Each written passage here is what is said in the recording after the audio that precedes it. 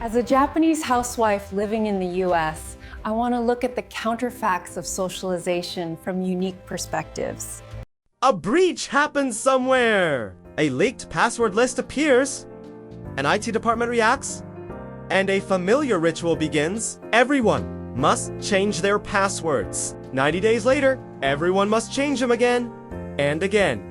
The rule sounds like common sense. If passwords change often, then stolen ones become useless. If they expire, an attacker loses time. But the lived experience of password expiration looks very different. It looks like sticky notes hidden on the keyboards, a notebook in a desk drawer, or a phone photo of a temporary password. It looks like the same base word with a number that just keeps climbing. It looks like a help desk line that never gets shorter. And it looks like a security team that feels busy while risk quietly moves somewhere else. This is the password expiration paradox. A policy designed to make accounts safer can make them easier to break. Not because people are careless, but because the policy collides with human memory and everyday work. The first mechanism is fatigue. Most people juggle dozens of accounts.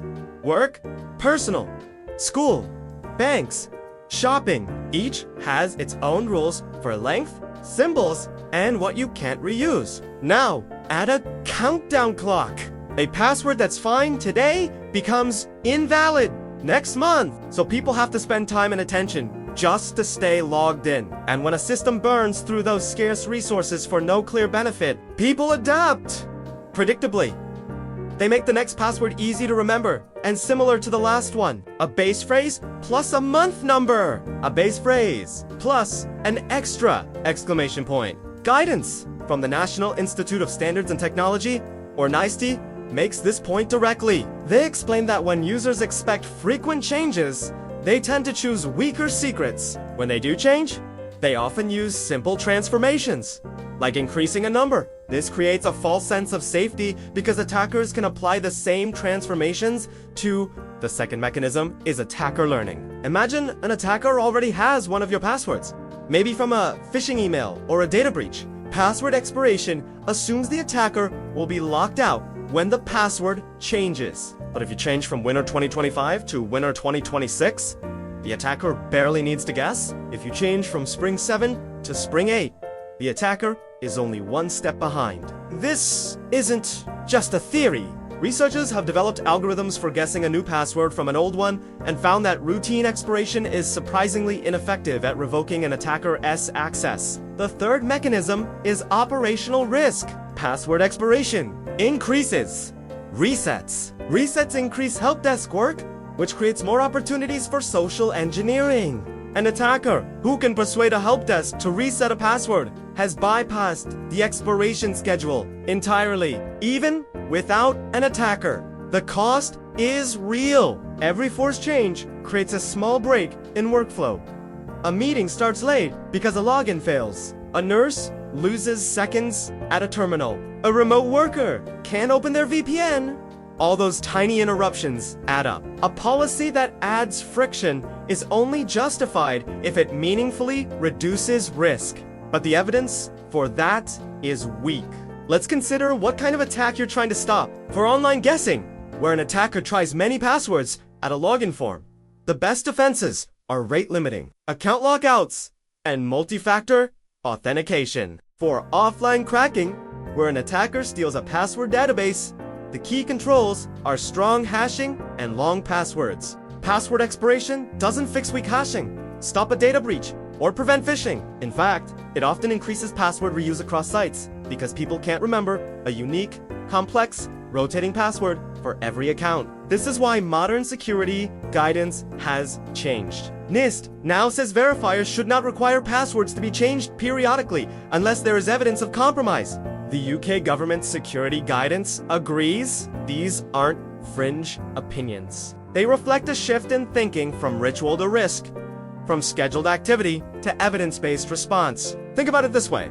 If an attacker stole a password today, a 90-day expiration policy might seem helpful. But the attacker can also act today. They can create persistence, register a new device, add a forwarding rule to your email, or enroll their own authenticator. The rotation window doesn't necessarily shrink the attack. It can just shift it forward. Meanwhile, the defenders are stuck in a cycle of rotating, resetting, and handling tickets, while the defenses that matter, most like phishing-resistant authentication, monitoring for abnormal logins, and fast incident response, get less attention. So the paradox is this.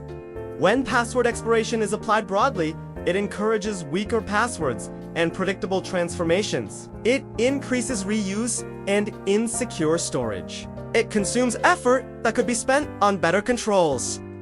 But this doesn't mean passwords should never be changed. It means the trigger should be meaningful. A forced change makes sense when there's evidence of compromise, a data breach, a successful phishing attack, or suspicious login patterns. When that evidence exists, immediate rotation can break an attacker's access. So, what replaces routine expiration? First, long passphrases with fewer composition rules. A phrase that's easy for you to remember but hard for a computer to guess. Second, password managers. They make unique, long secrets practical for every site. Third, and most importantly, multi-factor authentication, especially phishing-resistant methods. A stolen password alone is no longer enough to get in. Fourth is monitoring and response. Detect impossible travel logins or unusual device enrollments. Finally, there's blocklisting. If a user tries to set their password to password 123 or another password found in a data breach, the system should reject it. The most modern replacement is moving beyond passwords entirely with things like passkeys and hardware-bound credentials, which don't rely on a memorized secret at all. The lesson of the password expiration paradox is that security policies are social systems. They create incentives and coping strategies. A better policy starts from reality. People forget, they multitask, and they take shortcuts. The best defense is to design a system where the safest path is also the easiest path. In the end, the paradox is simple. The more a security policy treats people like computers, the more people respond like humans, and that human response can become the weakest link. Thanks for watching. If you found this useful, be sure to like and subscribe for more content on how technology really works. See you next time.